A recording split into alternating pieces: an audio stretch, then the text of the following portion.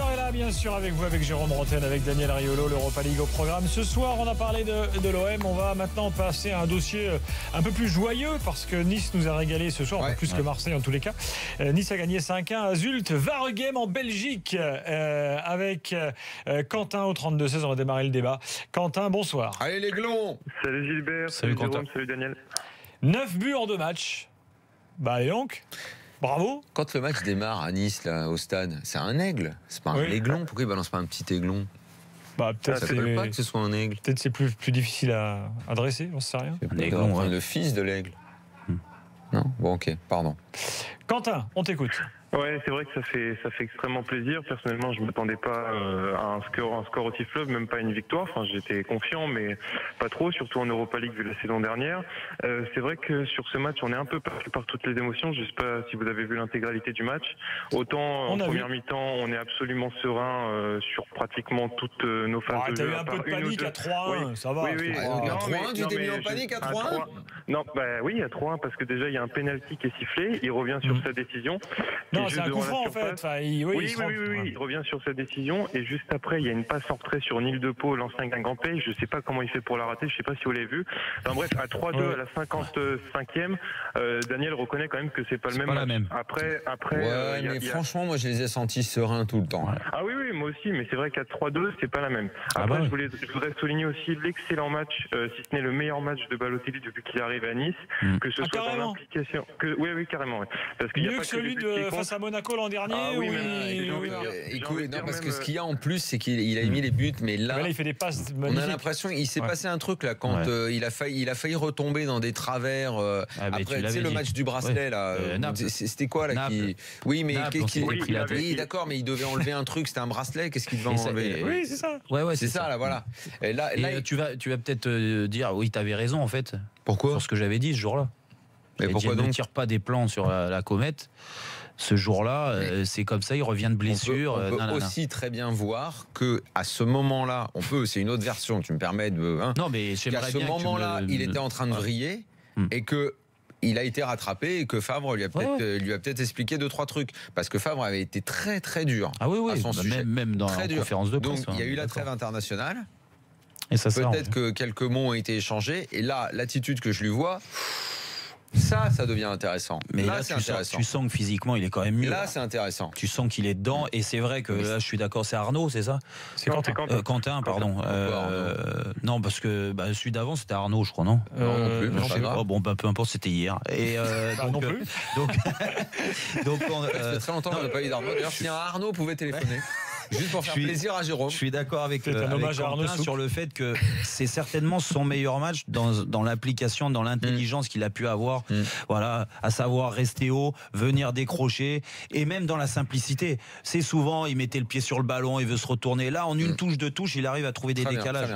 Et alors, il y a une histoire de système aussi, parce que finalement, on s'en a parlé avec Roland pendant le match. Quand il joue quand ils sont à 2 devant, là, il était avec Pléa, il s'entend bien avec. C'est aussi plus facile pour lui, peut-être quand il est tout seul. Et quand il est tout seul, on voit que ça devient vite n'importe quoi. Balotelli est très intéressant dans ce rôle de 9,5-10 parce que ça lui permet de dézonner et Pléa reste comme un vrai numéro 9 à faire un énorme pressing. Balotelli a fait pas mal de pressing sur ce match, mais ça lui a permis de dézonner, faire des petites passes, des très bonnes passes en profondeur, surtout en deuxième période où là les attaquants se régalent, notamment la passe pour Saint-Maximin qui est quand même magnifique. Et surtout ce qui m'a plu, c'est que malgré ces 2-3 petits agacements en première mi-temps, en seconde il est très très impliqué, il est très sérieux, il brochine pas, il est sur toutes les actions offensives, il fait les passes, il ajoute pas perso, et ça vraiment c'est un très bon point positif, surtout qu'en plus on avait le retour de Papi Mendy qui a excellé dans l'autre jeu même s'il était un petit peu fatigué.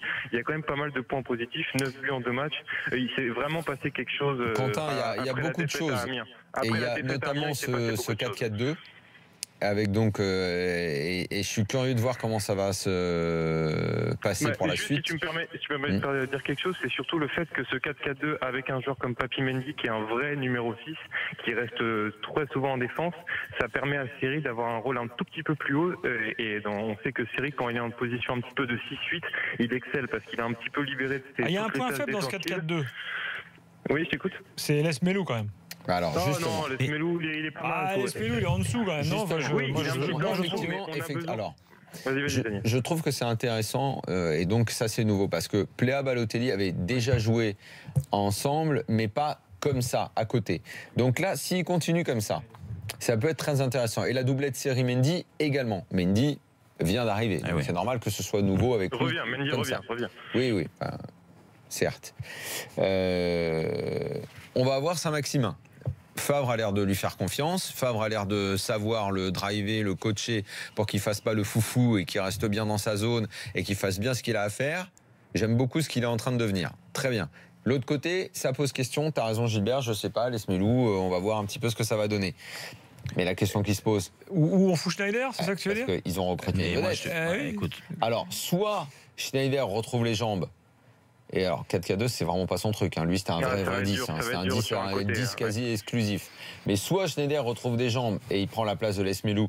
Mais attention, parce que Favre c'est pas le genre à rigoler avec les stats. Il veut pas, lui, Schneider, il va falloir qu'il retrouve les jambes, mais pour faire 11 bornes minimum dans le match. Pas pour avoir un bon ballon et tenter une ouverture comme ça. Lui, il en a rien à cirer de ça, Favre. Il faut que ce soit efficace, il faut que le mec cavale, prenne sa zone, remplisse toutes les cases dans la feuille de stats. Écoute, moi je trouve que... Donc Schneider, ça va être compliqué vraiment de le mettre là-dedans. Dans cette équipe-là, moi je trouve qu'elle est bien équilibrée, mais le chantier reste côté gauche. Dire quand on reprend, là, elle est plus sur l'image, mais si voilà. Sur BFM Sport, on voit l'équipe.